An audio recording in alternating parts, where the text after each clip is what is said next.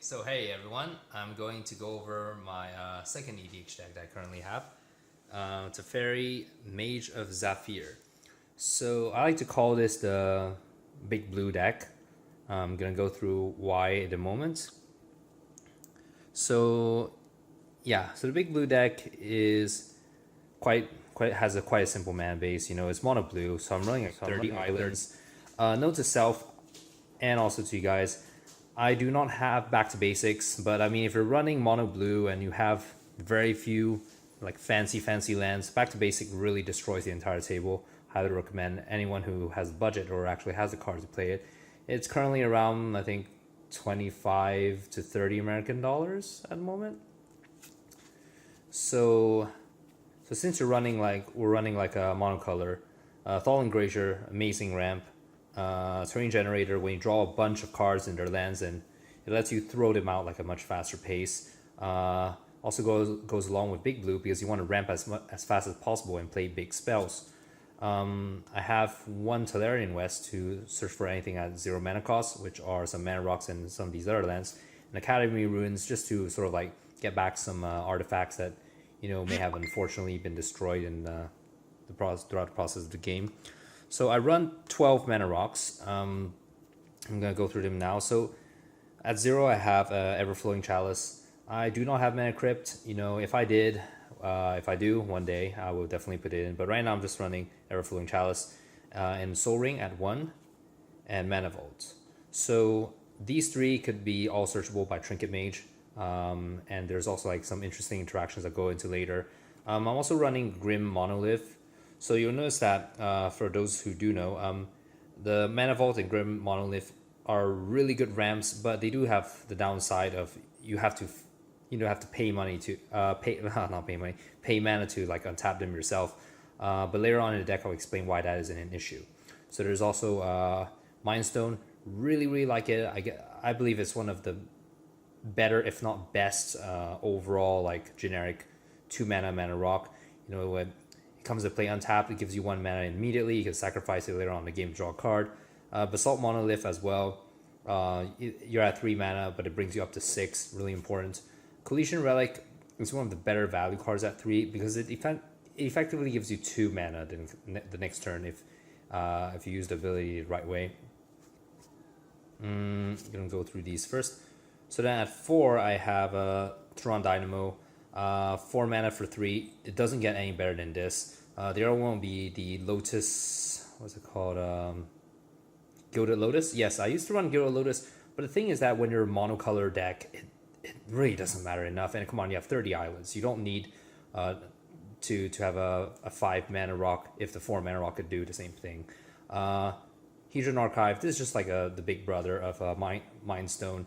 I'm not running the Hedron Archive at 6 because even though it's really good, but when you're at 6 mana, there's other things you want to be doing. It's not just like ramping up to 9 or drawing cards. It's not as important.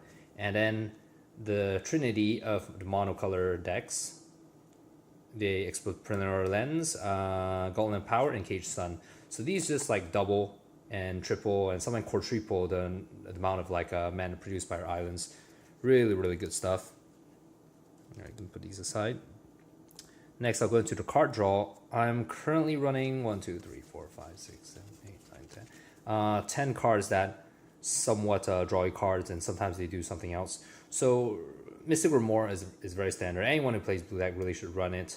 Standstill, it's not so much political in the sense that you're playing chicken with your opponent, right? So there are cases whereby you would break your own standstill because you've already prevented everyone else from playing. So it almost kind of buys you a turn. Like people will just, okay, I drop a land and go. I don't want to play anything because I don't want to play break standstill. Well, guess what? You can break standstill. It's not good that they're drawing cards, but you stop everyone for one entire round of doing anything. That's a lot of scenarios that I've run into when I play standstill. People just don't do anything. If they do, you draw cards, which is great. If they don't, then you play something and they draw a card, which is still great because you get to do something and they don't. Heuristic Study. I don't think there needs to be any talk about what that does. Super annoying card, also like best card in blue for card draw. Actual card draw, or rather like the sorcery and instant. So I like to call this like the dual they have like an asymmetrical effect. So you for 3 mana you draw 3 cards, and one says you discard an artifact card or you discard 2 cards. The one that says you discard a land or discard 2 cards. It's not so important that one's a sorcery, one is an instant. It matters a lot when you're playing in Modern or in Legacy. I don't think it's playing Legacy, but in Modern it really matters if it's an instant sorcery. But in this case, if it's just like you just want to draw cards, it doesn't really matter too much. Concentrate, 4 mana for 3, amazing stuff. Deep Analysis, just wonderful. Having that flashback of like pay 3 life and pay 2 mana and draw 2 cards is kind of like having 2 parts printed in one. So this is like a draw 4 card, but it allows you to play it at a lower cost. Fact or Fiction, one of the better like card selection type of card draw. You would always be able to get at least one of the 5, I guess. If they put like, power of 1 and 4, you always get the one that you really need at least. But very often you'll get like 3 to 4. And sometimes if someone is like winning and you let an opponent that isn't winning choose your pile, they may just give you a pile of 0 to 5. So this can net you 5 cards sometimes in some like fun odd matchups, depending on the personality of your group as well.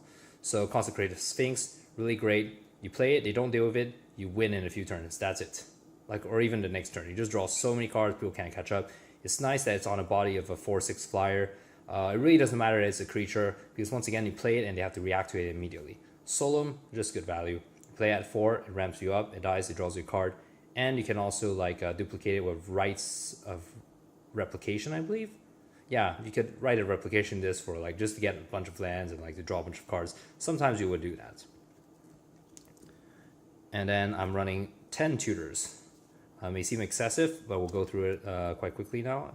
So I have a Mystic Tutor. It finds through pretty much anything, but in particular it can find you that a miracle card that when you miracle it, you can, I think it's called Devastating Tide or something, just bounce all non-permanents back to your hand, or they can search for, basically all your answers. There's Merchant Scroll, which does a similar effect, but it's a blue instant. So very often I use this to get Psychonic Rift, put it directly into my hand, explode the board. Once again, we're playing BigBlue. I very often have the mana to cast a Merchant Scroll into a like overloaded Psychonic Rift in the same turn. It's a very often occurrence. So Fabricate, just get any artifact you want. So it's quite an artifact heavy deck. So I've shown you the mana rock so far, but there are other artifacts that matter a lot in the deck. So Reshape, World of Invention. So one requires you to sort of like sack an artifact. The other one lets you quote unquote improvise one out, but they both do exactly the same thing. So for those mana ramps that don't untap themselves, you could just tap them for mana, sacrifice it to Reshape, get you another high value artifact. Get into that a bit later. So then Tezzeret the Seeker sort of like does that as well. It's on the body of a Planeswalker though. So you can also untap your mana rocks, get more mana, whatnot. And finally, well, almost second to finally, I'll hide this card behind, is the Trinity Mages. I like to call them that. So the Trinket Mage, everyone knows them the best because he gets you Soul Ring and whatnot. Trinket Mage finds you a mana cost 1 artifact. Trophy Mage, mana cost 3. And Treasure Mage, I believe it's 6 or greater. Yeah, 6 or greater. So Treasure Mage could find Planar Bridge. And because you have a lot of mana, you can, at some point when you have this on the board, you can, at instant speed, get any permanent, and you can toss it into the battlefield immediately, shuffle your library, whatnot. Gonna get into that very, very soon. So I guess next I would go to back. Yeah, I'll come over here. So then these are the only 3 equipments I run. The boots give haste, really good. Shroud is really important. Whisper, Silk Cloak also has Shroud. So all 3 of these give you not only the Teferi protection. Very often you need to protect Teferi. Like before you play him, people are already thinking of 1,000 ways to get rid of him. People don't like him. So having these options are good because you play him at the end of your opponent's turn, and on your turn you can play one of these and protect him. Whisper Silk Cloak is also very good because it prevents your opponent from blocking your big creatures, which I'll go into like shortly.